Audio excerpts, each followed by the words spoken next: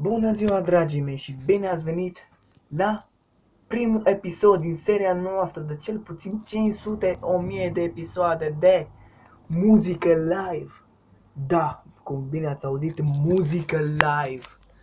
Aștept ca cât mai mulți ascultători, vizionatori se uite la mine ce fac. Nu prea am o voce, dar iubesc la nebunie să cânt, mai ales melodii de dragoste, de suferință. De fiecare dată când vă certați cu persoana iubită, mă refer la fete, și vreți să plângeți, puteți să mă ascultați pe mine oricând.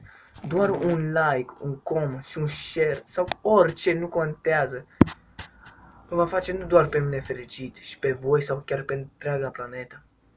Știu că într-adevăr sună prostit, dar împreună putem face un lucru de neimaginat.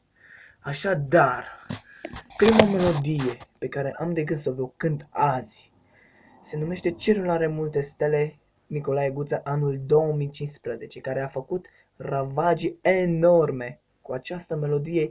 Știu că parcă am dat papucii la una, nu mai țin minte, i-am spus hai du-te, ceva de genul și pana mea, chestii trestii. Deci o să cânt doar live muzică, nu cred că voi încerca să împrumut de la prieteni așa ceva ca să pot să fac cu muzică, să vedeți cum se aude cu totul. Dar pentru început să încercăm să ne bucurăm de aceste clipe minunate.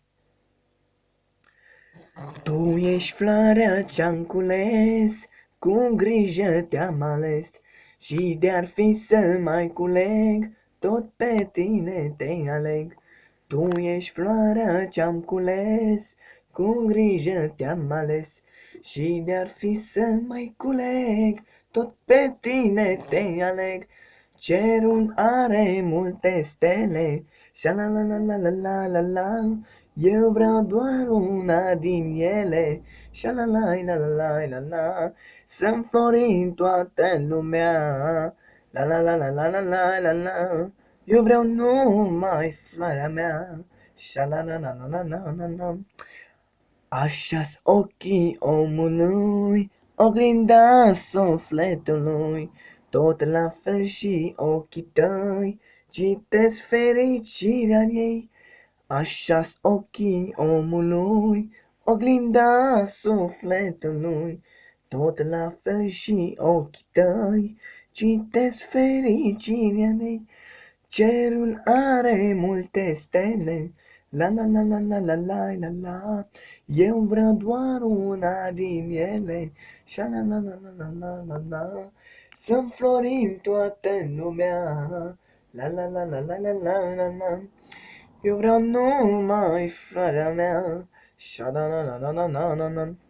Cerul are multe stele, la la la la la la la la la, eu vreau doar una din ele, sha la la la la la la la la, să înflorim toată lumea, la la la la la la la la, eu vreau numai floarea ta, sha la la la la la la la la.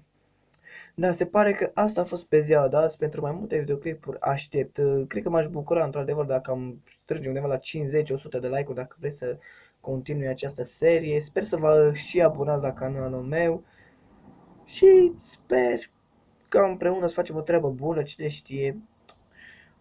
Poate o să mă vadă și până în casă de producție, aici zicem doar așa la glumă, fac chestia asta doar la caterincă și chestii.